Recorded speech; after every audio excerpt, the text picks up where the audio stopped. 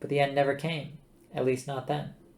Quite suddenly the barrage stopped, and the sudden silence afterward was punctuated by a couple of strangled gurgles and thuds. The four stared at each other. What happened? They stopped, said Zaphod with a shrug. Why? Dunno, do you want to go ask them? No. They waited. Hello? Called out Ford. No answer. That's odd. Perhaps it was a trap. They haven't the wit. What were those thuds? Dunno. They waited for a few more seconds. Right, I'm gonna go have a look. He glanced around to the others. Is no one gonna say?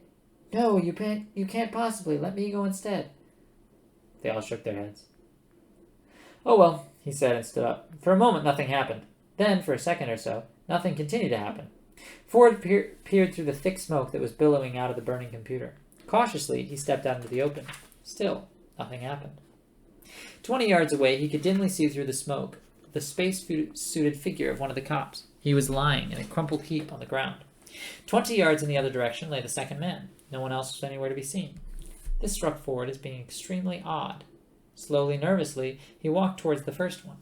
The body lay reassuringly still as he approached it, but continued to lie reassuringly still as he reached it and put his foot down on the kilozap gun that still dangled from his limp fingers. He reached down and picked it up, meeting no resistance.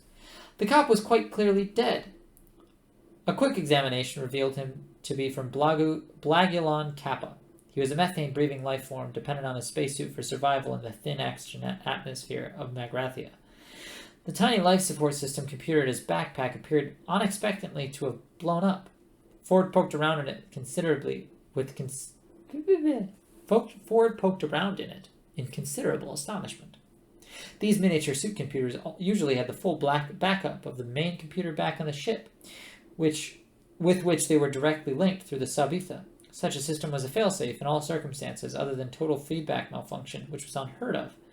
He hurried over to the other prone figure and discovered that exactly the same impossible thing had happened to him, presumably simultaneously. He called the others over to have a look. They came, shared his astonishment, but not his curiosity. Let's get out of this hole. If whatever I'm supposed to be looking for is here, I don't want it.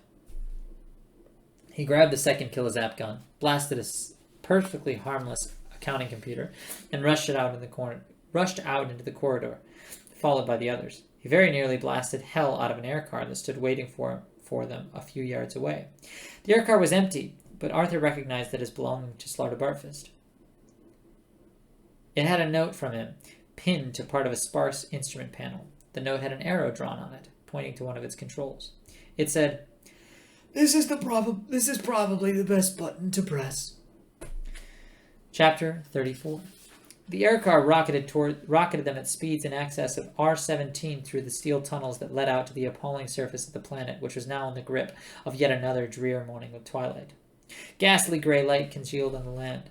R is a velocity measure, defined as the reasonable speed of travel that is consistent with health, mental well-being, and not being more than, say, 5 minutes late. It is therefore clearly an almost infinitely variable figure, according to most circumstances, since the first two factors vary not only with the speed taken as an absolute, but also with awareness of the third factor. Unless handled with tranquility, this equation can result in considerable stress, ulcers, and even death. R-17 is not a fixed velocity, but it is clearly far too fast. The air car flung itself through the air at R-17 and above, deposited them next to the heart of gold, which stood starkly on the frozen ground like a bleached bone, and then precipitately hurled itself back into the direction whence it came, presumably on important business of its own. Shivering, the four of them stood and looked at the ship. Beside it stood another one. It was the Blagulon Kappa, police craft, a bulbous shark-like affair, slate green in color and smothered with black stenciled letters of varying degrees of size and unfriendliness. The letters informed anyone who cared to read them where the ship was from, what section of police it was assigned to, and where the power feeds should be connected. It seemed somehow unnaturally dark and silent, even for a ship whose two-man crew was at that moment lying asphyxiated in a smoke-filled chamber several miles beneath the ground. It is one of those curious things that is almost impossible to explain or define, but one can sense when a ship is completely dead. Ford could sense it and found it mysterious. A ship and 2 policemen seemed to have gone spontaneously dead. In his experience, the universe did not work like that. The other 3 could sense it too, but they could sense the bitter cold even more, and wandered back into the heart of gold, suffering from the acute attack of no curiosity. Ford stayed and went to examine the Blagulon ship. As he walked, he nearly tripped over an inert steel figure lying face down in the dust. "Marvin!" he exclaimed. "What are you doing?" "Don't feel like you have to take any notice of me, please," came a muffled drone. "But how are you, Metalman?" said Ford. "Very depressed." "What's up?" "I don't know. I've never been there." "Why," said Ford, squatting down beside him and shivering, "are you lying face down in the dust?" "It's a very effective way of being wretched," said Marvin. "Don't pretend you want to talk to me. I know you hate me." "No, I don't." "Yes, you do. Everybody does. It's part of the shape of the universe. I only have to talk to somebody, and they begin to hate me. Even robots hate me. If you just ignore me, I expect I shall probably go away." He jacked himself up to his feet and stood resolutely facing the opposite direction. "That ship hated me," he said dejectedly, indicating the police craft. "That ship?" said Ford in sudden excitement. "What happened to it, do you know?" "It hated me because I talked to it." "You talked to it?" exclaimed Ford. "What do you mean you talked to it?" "Simple. I got very bored and depressed, so I went and plugged myself into its external computer feed. I talked to the computer at great length and explained my view of the universe to it," said Marvin. "And what happened?" pressed Ford. "It committed suicide," said Marvin, and stalked off back to the Heart of Gold. That night, as the Heart of Gold was busy putting a few light years between itself and the Horsehead Nebula, Zaphod lounged under the small palm tree on the bridge, trying to bang his brains into shape with massive pan-galactic gargle blasters. Ford and Trillian sat in a corner discussing life and matters arising from it, and Arthur took to his bed to flip through Ford's copy of the Hitch-Hiker's Guide to the Galaxy. Since he was going to have to live in the place, he reasoned, he'd better start finding out something about it.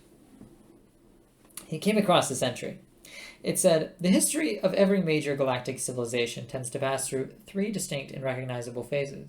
Those of survival, inquiry, and sophistication, otherwise known as the how, the why, and the where phases. For instance, the first phase is characterized by the question, how can we eat? The second phase is by the question, why do we eat? And the third by the question, where shall we have lunch?" He got no further before the ship's intercom buzzed into life. "Hey, Earthman, you hungry, kid?" said Zaphod's voice. Well, yes, a little peckish, I suppose," said Arthur. "Okay, baby, hold tight. We'll take in a quick bite at the restaurant at the end of the universe." And that's the end of the book. That was chapter 35. I love you.